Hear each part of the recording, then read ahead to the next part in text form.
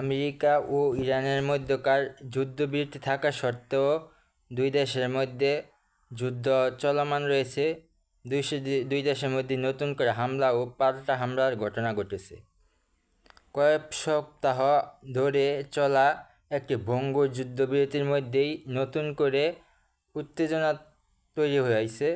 আন্তর্জাতিক জলসীমায় মার্কিন একটি MQ-1 প্রিডেটর ড্রোন ইরান গুলি করে ভূপাতিত করার পর আমেরিকা এই পাল্টা হামলা চালায়। MQ-1 প্রিডেটর ড্রোন ইরান গুলি করে ভূপাতিত করায় আমেরিকা মাথা খারাপ হয়ে যায়, যার কারণে ইরানে হামলা চালায় মার্কিন বাহিনী। শনিবার ও রবিবার মে মাসের শেষ এবং 1 জুন 2026 এর ঠিক আগে মার্কিন ফাইটার এয়ারক্রাফট দক্ষিণ ইরানের কৌশলগতভাবে গুরুত্বপূর্ণ কয়েকটি সামরিক লক্ষ্যবস্তুতে আঘাত হানে। হরমুজ প্রণালীর কাছে অবস্থিত ইরানের উপকূলীয় শহর গেরুক এবং কেশম দ্বীপে এই হামলা চালানো হয়।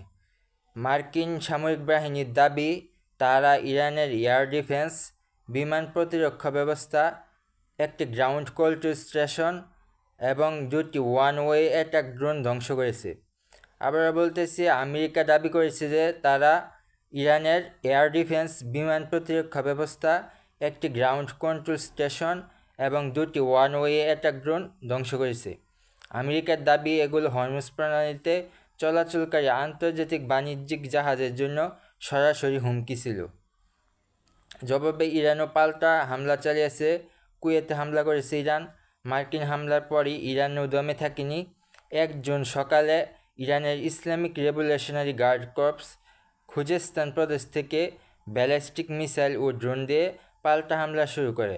ইরানের খুজেস্তান প্রদেশ থেকে ব্যালিস্টিক মিসাইল ও ড্রোন দিয়ে পাল্টা হামলা শুরু করে কুয়েটে মার্কিন ঘাঁটিতে হামলা। ইরান মূলত কুয়েতে অবস্থিত মার্কিন বিমান ঘাঁটি, যেখান থেকে ড্রোন বা মার্কিন বিমানগুলো হামলা চালিয়েছিল বলে ধারণা করা হচ্ছে, এগুলোকে লক্ষ্য করে এই ক্ষেপণাস্ত্র ও ড্রোন ছোড়ে ইরান। আকাশে বিস্ফোরণ। কুয়েতের সামরিক বাহিনী জানিয়েছে তাদের এয়ার ডিফেন্স সিস্টেম সফলভাবে এই ইরানি ড্রোন ও মিসাইলগুলোকে আকাশেই ধ্বংস করতে সক্ষম হয়েছে। কুয়েতে জুড়ে এই সময় সাইরেন বেজে ওঠে এবং বিমান চলাচল সাময়িকভাবে ব্যাহত হয়। এই তীব্র যুদ্ধাবস্থার মধ্যেও পর্দার আড়ালে কাতারের দোহা এবং ওমানের 2 দেশের মধ্যে যুদ্ধবিরতি বাড়ানো এবং ইরানের উচ্চমাত্রার সমৃদ্ধ ইউরেনিয়াম মজুদ সংক্রান্ত সমস্যা সমাধানের জন্য কূটনৈতিক আলোচনা চলছে।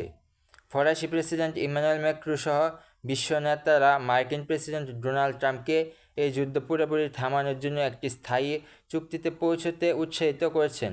তবে হরমুজ প্রণালীতে ইরানের অবরোধের কারণে বিশ্ববাজারে এখনও তেলের দাম ও সারের সরবরাহ ব্যাহত হচ্ছে।